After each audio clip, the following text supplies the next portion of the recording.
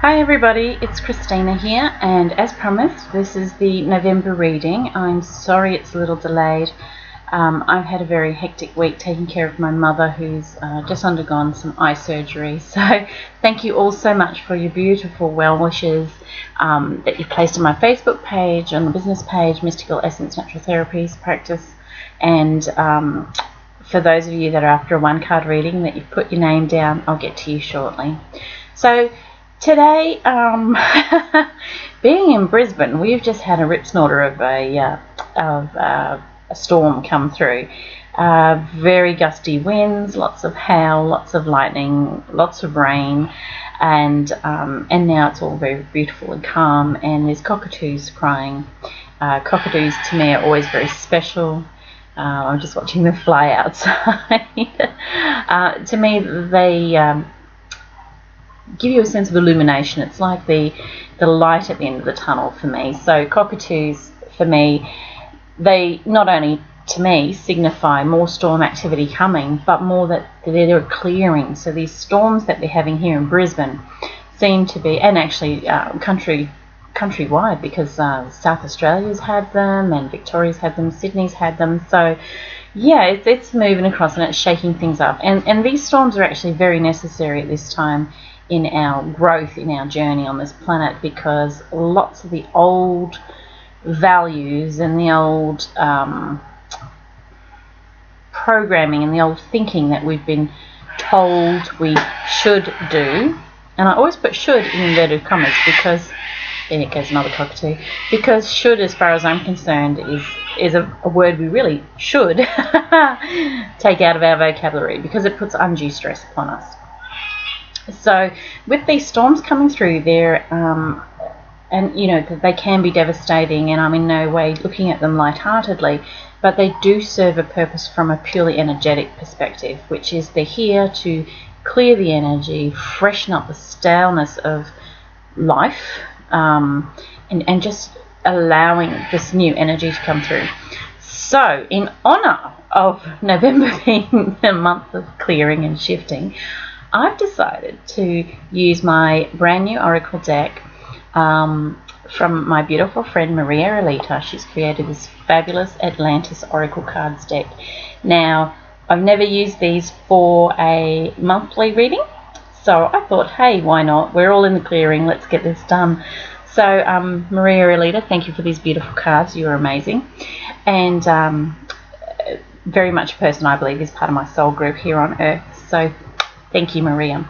But anyway, getting on to the reading. So I'm going to give these guys a little shuffle as I do. Now, as the first week of November's already passed, I've had to shake it up a little bit, and I've done a card for the next 3 weeks. So we're looking at from the 7th through to the 14th, from the 7th to the 13th, 14th through to the 21st, and then sort of the 21st onwards to the rest of the end of the year. So here we go. Let's give them a shuffle and see what happens. As always, we give them a nice shuffle and a nice clearing and ask for the highest good for everyone and see what comes through. Okay, so the first card I've pulled out, it's called the Miracle card. Oops, I'll bring that down a little so you can see that. So it's called the Miracle card, and the little caption on the bottom says, "We are the miracle of one." Now, for me personally, I'm a big advocate in understanding that we are all connected. There is no difference. Physically, we may look different, but essentially all females look like females, all males look like males, and really on an energetic level, there is no difference. So for me, the Miracle card comes up for this next week, for you to sit down and reassess where you're at, to find your pathway in life, to have the stamina and the endurance of a camel. So, you know, camels drink a lot of water and they can last quite a long time without that extra external sustenance. So they just continually move forward. So for me, the Miracle card is all about really understanding that you are a huge miracle. We all are a big miracle, and therefore we can all change the way we think and change our perspective to understand or to become more miraculously minded. So the very definition of miracle is something wonderful, right? Expecting something wonderful to happen. So this coming week, it's a really good opportunity for you to sit down and just reassess where you're at. Congratulate yourself for the amazing achievements and the amazing stamina that you've had to get through what is for some been quite a very difficult year, and really acknowledging the fact that you are freaking amazing. You really are amazing, and so is everybody. It's just that sometimes the way we're programmed, or the belief systems that have been downloaded by parents, brothers, sisters, family, social etiquette, whatever, dampen our own miracle light. It dampens us to a point where we resonate, or we have a frequency that seems to be lower than everybody else, or we believe we've got a frequency higher than everybody else. Now, this is great because you need the opposites, but what this is talking about is understanding that we are all actually the same. We're just at different stages of our growth and development. So the word that I'm hearing a lot actually at the moment while I'm talking is judgment. Now, myself personally have copped a lot of that this week, and momentarily I let it get to me, and then I turned it around and went, actually, when people are judging me, it's not that they're actually judging me, they're actually judging themselves. So if you find yourself having judgmental thoughts, understand that you're not different from that person. That person may just be on a different pathway for you. So this week's all about really getting to know you as a human being, getting to know you as a spiritual soul, and getting to know other people, and just changing your perspective. Have a look around. Understand that everything, absolutely everything, humans, animals, plants, earth, sun, sky, everything is actually interconnected. We just vibrate at different frequencies. It doesn't make anyone better or lesser a person, or better or lesser a being of any sort. We're just different.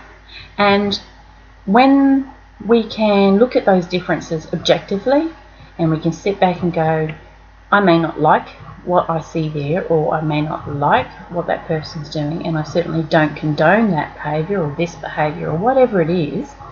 Just understand that if those sorts of events are coming to you this week, it's a good opportunity for you to reassess where you're at. So for the next 7 days, it would be really great if you could take some time out for yourself and just remember that you are the miracle. And as miracles, as something wonderful and amazing, we can create what we want to create. So that leads us into the next week, which is from the 14th to the 21st.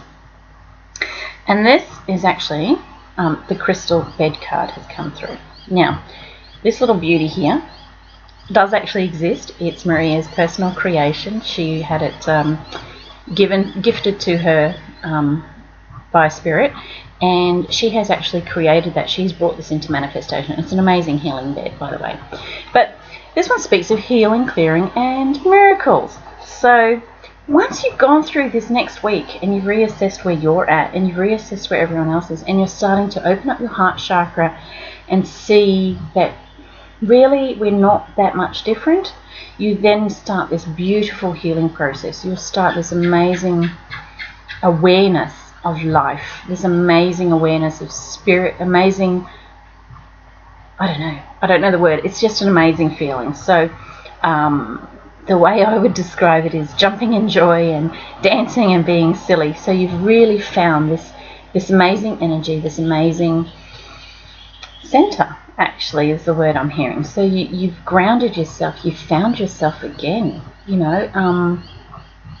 you've understood that everything is connected, and that everything is a reflection of some aspect of everything else that's going on in life. So there is no separateness, there is no difference, really, from an energetic perspective. As I said earlier, you may look different to the next person, but at the very core, we are all energy. At our very core, we are all light. For want of a better word, I don't do labels, as you know, but we're all light. It's actually our choices in life that create and define who we are. So in the week from the 14th to the 20th, in that week there, it's a really good time to eat organic foods, go for walks, take time out, sit in nature and observe, because I tell you what, those animals, they know what's going on. So if you ever want to know what's going on, go have a chat to an animal. Sounds crazy, but it works a treat. Get out there, reconnect with Mother Earth, exchange that energy. You know, give Mother Earth all the negative ions that you're carrying because you've got the stress going on, and just be, you know, absorb all the beautiful energy from Mother Earth. So you have this great exchange. Mother Earth tends to need, you know, an ion interchange. It needs that energy interchange just as we do, so that she can be beautiful and she can survive and she can be amazing just like we are. So in that second week, it's really about self-healing. It's about healing of others, as in relationships, and looking at those relationships from a very open mind, and more importantly from a very open heart, and just being your amazing, beautiful selves. And just really, if you're tired, if you're run down, check your diet, look at the way you're living, make sure you're taking time out for yourself, schedule it in if you have to, you know. Just if you're a person who has a diary or a set schedule, sit down and go, you know what, on the 13th at 4:45, I'm going to go and I'm going to get a massage. I'm going to take an hour out for myself. I don't give a crap what happens around me. Do it, because you need to do that. If you don't take care of yourself, you can never ever take care of anyone else, really. Right? And that's a lesson that, as I'll use another label, as light workers, we like to give, and we forget to give to ourselves. And so we become run down, we become tired, we become fatigued, and before you know it, our beautiful frequencies that we vibrate up here, which is where we are naturally, becomes very, very, very, very damp and very low. And so then we just can't be bothered, really, because we're just tired. So when you start feeling tired, when you start feeling stressed, I want you to really become mindful of what you're eating, where you're at, who's around you, and what changes you can make in your life. Something I have found myself saying a lot to a number of people this month, actually even in October I was saying it to a lot of people, is when you find yourself getting stressed and overwhelmed, ask yourself 2 questions. The first question is, can I change this? If the answer is no, you need to surrender that shit. Just let it go. Because if you can't change it, if there is absolutely nothing in your power to change it, your stress that you are creating is going to stop you from finding solutions to other issues. Okay? So that brings me to the second question. If the answer to the first one is actually, yes, I can change this, then you need to go, well, how? Go talk to your guides. Go talk to trusted friends. Talk to whomever you feel most comfortable with, whomever you feel safe with. As I said, get yourself some healing, because when we're in that space of being healed, lots of stuff comes to us. Okay? So it's really about taking care of yourself a lot. Taking care of yourself a lot. Making sure that your diet and your nutrition levels are fine. Making sure that, you know, you wake up every morning grateful for what you have, even if it's only a little grateful. You know, you can say, well, I was really grateful because I had blankets on my bed this morning. You know, I'm grateful I actually have a bed to sleep in. I'm grateful that I have a roof over my head. It may not be my own house, I may be renting, but I have a roof over my head. I want you to start really being mindful of your words, of your diet, and of your lifestyle, because those 3 things are the key to your healing. And then your healing will then automatically, because we're all connected, will go about setting around a healing for everyone else. Take care of you first, and everyone else will follow. So that takes me to the very end of the month. So that's from the 21st through to the 30th. And shabam, the shadow card has come up. Now, the shadow card is interesting. It says, spark the dark is the keywords. Now, for me, what this means is, okay, so first week you've sat down and you've done a bit of reassessing and looking at things. You've opened your mind and your heart to create a different perspective for yourself. Second week you're going to do all the healing and the clearing and the letting go of crap you can't deal with or don't need to deal with, just let it go. If it's not yours, don't deal with it, then you come into this shadow aspect. Now, it's interesting for me that the shadow cards come up, because that was one of the things I had a discussion with someone recently on Facebook, where because my personal belief on a matter was quite different to hers, she presumed I was dark energy. Now, first and foremost, I don't believe that you are one or the other. I believe that you can do both, and what you choose to do with it is your choice. It's what defines you. So I'm very, very careful of labels, because a wolf in sheep's clothing is still a wolf, right? So labels to me are really kind of a non-event, shall we say. I don't do labels, but I do acknowledge that within each of us, we have shadow and we have light. Okay, we all have days where we might be depressed or feel sad about stuff, or really cranky and we just hate the world or whatever. We all have that, and we all have days where life is amazing and the people around us are amazing. So we have this constant duality going on. So to deny one side and say that, oh, I'm all love and light and blah blah blah, great, that's not real, because nobody is all love and light all the time. Okay, so coming into that last week of November, you've done your assessment, you've started your healing process. You may find that some of that shadow self, some of that darker stuff that you may have been denying, or that you may have just gone, well, if I ignore it long enough, it will go away. You might find some of that starts surfacing. Now, this is quite a natural process. I really don't want you to be frightened of this, because the way we work with healing is we're a bit like onions, right? Shrek explains it the best as far as I'm concerned, right? We're like an onion. So when we realize there's an issue, we peel off a layer, right? We go and get healing, or we go and get guidance or whatever, and we peel that layer off.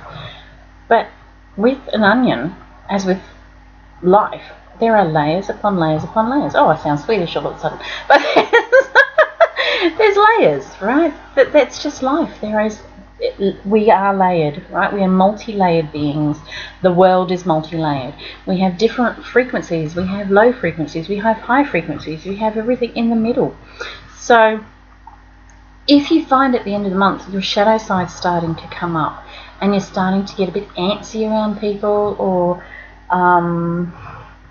you're sitting on your pity potty, or you feel like you're being targeted or accused of stuff, I really want you to just stop for a minute and take a deep breath and ask yourself, is it my stuff or is it someone else's that I'm picking up? Because I know a lot of you are empaths, and unfortunately in this world, empaths endure a lot because we pick up everything. So you need to ask yourself if it's yours or if it's not yours. If it's not yours, let it go. If it's yours, deal with it in an appropriate way for you. That could be getting healing, getting advice, whatever it is. But it's just about making sure that you keep igniting that dark aspect of you. You keep igniting that shadow self. So every time something dark comes up, get in there and heal it. Okay, get in there and heal it. Because the more you heal that shadow aspect, the more you deal with that stuff that you potentially have been avoiding all your life to this point, the lighter, energetically, the lighter you will feel, the better you will cope with life, the less you'll feel overwhelmed, the better your choices in food will be, the better in choices in lifestyle will be, the better choices you'll make with your friends. You'll kind of work out who's your friend and who's really not your friend. These are things that we cannot do when we're in that dark space. Alright, when we're in that dark space, we can't see a way out. Most of us can't see a way out. But there is always a way out. And the way out is that as it comes up, even if it's a small thing, deal with it. Okay? So this month for me, winding this whole segment up, is very much about shifts and change and getting it together. Because, combine that with the energetic patterns that are happening in nature, bushfires, tornadoes, storms, hail, thunder, lightning. There's a huge shift, right? There's earthquakes everywhere. There's lots of stuff happening in the world. And all of it is designed to get us, as a species, and as part of what Mother Earth has going for her to move us all forward. Okay, and moving forward involves self-healing. Moving forward involves being honest with yourself about who you are, where you are, what you're at. And it also involves being mindful, completely and totally mindful in everything. Be mindful of what you're eating. Okay, be mindful of what you're speaking. Be mindful of what you're hearing, in the sense that not everyone speaks the truth. Be mindful that everything you do is in your integrity. Bugger the rest. If they want to lie and carry on and be whatever's, good luck to them. You be in your integrity at all times. And then this amazing healing shift will happen. I guarantee you. So, November, big month for changes. I hope you've enjoyed this reading. And for those of you who left a little message on my Facebook page, I'll get to you this evening. And I will see you next month. Take it easy.